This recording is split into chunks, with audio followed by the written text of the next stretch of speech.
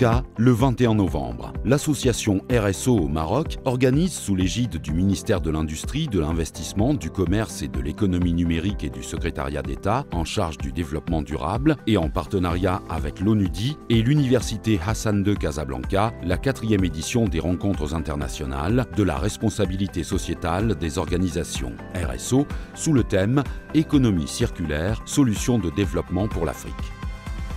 Les organisateurs justifient le choix du thème par la prédominance de la logique actuelle de notre économie de marché fondée sur un modèle linéaire de consommation de ressources naturelles, extraire, fabriquer, consommer en masse, jeter.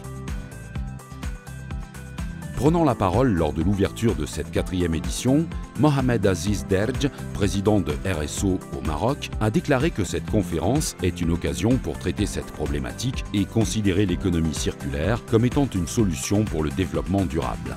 Le thème de cette 4e édition a été l'économie circulaire, solution de développement pour l'Afrique. Donc pour présenter en fait cette problématique ou cette solution pour le développement durable, nous allons tout d'abord présenter ce qu'elles sont les objectifs et les principes de l'économie circulaire. Puis nous allons parler également de ce que prévoient donc les orientations de différents pays africains. Et comme disait un de nos intervenants, on est passé à une gestion des déchets à une économie des déchets. Et en fin de compte, on se dit que dans nos poubelles, il y a de l'or. Il suffit juste de savoir le travailler et de le valoriser. Donc l'objectif étant de montrer que l'économie circulaire est l'un des vecteurs du développement durable. Merci. Madame Hanan Hamzaz, représentante pays au Maroc, Organisation des Nations Unies pour le développement industriel, ONUDI, a déclaré que son organisation est présente au Maroc à travers un certain nombre d'activités depuis une vingtaine d'années qui portent sur des thématiques liées à l'économie circulaire. Elle a également ajouté que l'industrie est un vecteur de croissance pour l'Afrique, pour la création de la richesse et l'emploi. La rencontre aujourd'hui coïncide avec la célébration de la journée de l'industrialisation pour l'Afrique. C'est une journée que nous célébrons chaque année. Donc aujourd'hui, la rencontre sur l'économie circulaire, je peux vous dire que l'industrie, c'est l'avenir pour l'Afrique, pour la création de la richesse, pour la création de l'emploi. Le faire d'une façon plus durable en adoptant des concepts comme l'économie circulaire permettra donc de concilier développement économique et croissance durable et de créer de l'impact. L'événement a été l'occasion de signer un accord de partenariat entre RSO au Maroc et RSO Côte d'Ivoire. L'expérience sénégalaise était présente aujourd'hui par sa délégation qui a cité le programme du Sénégal. Le Sénégal est résolument tourné vers l'économie circulaire à travers différents plans et stratégies qui ont été mis en place depuis quelques années. L'énergie versus énergie renouvelable. Les politiques de mix énergétique déclarent l'existence de plus de 20% de puissance installée dédiée aux énergies renouvelables. Pas mal d'activités qui permettent au secteur privé à la création d'emplois verts qui font qu'aujourd'hui, le Sénégal est résolument tourné vers ce qu'on appelle le développement durable.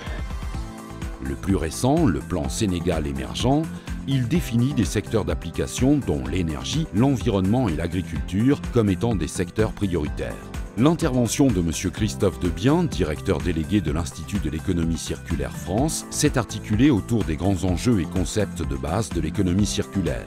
Quels sont les fondements et les principes de l'économie circulaire ? En ce qui concerne l'économie circulaire, comme je le rappelais tout à l'heure, nous ne pouvons plus rester sur cette économie linéaire, dite linéaire, qui est basée sur le produire, le consommer et le jeter. Aujourd'hui, c'est fini. Nos ressources sont complètement épuisées. Nous sommes encore en train de taper dans ces ressources, alors qu'en fait, ça n'est plus possible. Il faut arrêter, il faut trouver une nouvelle création de valeur, et l'économie circulaire fait partie de cette nouvelle économie qui va nous aider à passer le pas et à enfin respecter un petit peu notre planète. Monsieur Marcel Van Meesch, directeur 21 Solutions Belgique, parlant de l'expérience de son bureau d'études qui soutient la région bruxelloise pour la mise en place du programme d'économie circulaire, un programme qui se définit de 2016 à 2025 pour mettre en place collectivement les mesures très concrètes sur l'économie circulaire. Madame Hélène Valade, représentante Suez et directrice développement durable Suez France, considère quant à elle qu'au regard des enjeux aujourd'hui au Maroc, qui sont liés à la raréfaction des ressources sur l'eau et de l'enjeu climat, c'est-à-dire lutter contre le réchauffement climatique en faisant baisser les gaz à effet de serre, qu'on commence à vivre de manière dramatique. L'économie circulaire est un modèle économique qui permet d'avoir des réponses pour mieux protéger les ressources et pour faire éviter des émissions de gaz à effet de serre.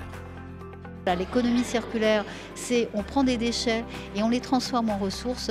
Je crois qu'il y a là quelque chose de très enthousiasmant, de très mobilisateur, à la condition qu'on soit capable de travailler tous ensemble, acteurs privés, acteurs industriels, ONG et société civile de manière générale, et qu'on accepte aussi de faire des expérimentations et de faire évoluer les réglementations en fonction de ces nouveaux besoins.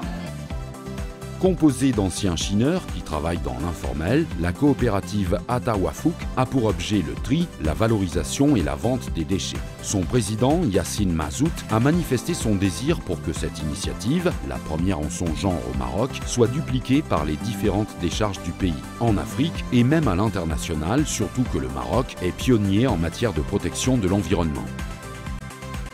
Les sujets traités sur ces 2 jours concernent tout type d'entreprises, grandes ou petites, et toutes les organisations socio-économiques, administrations, collectivités locales, pouvant contribuer à la transition vers ce nouveau modèle économique durable qui, tout en préservant les ressources naturelles, crée de l'emploi et de l'innovation.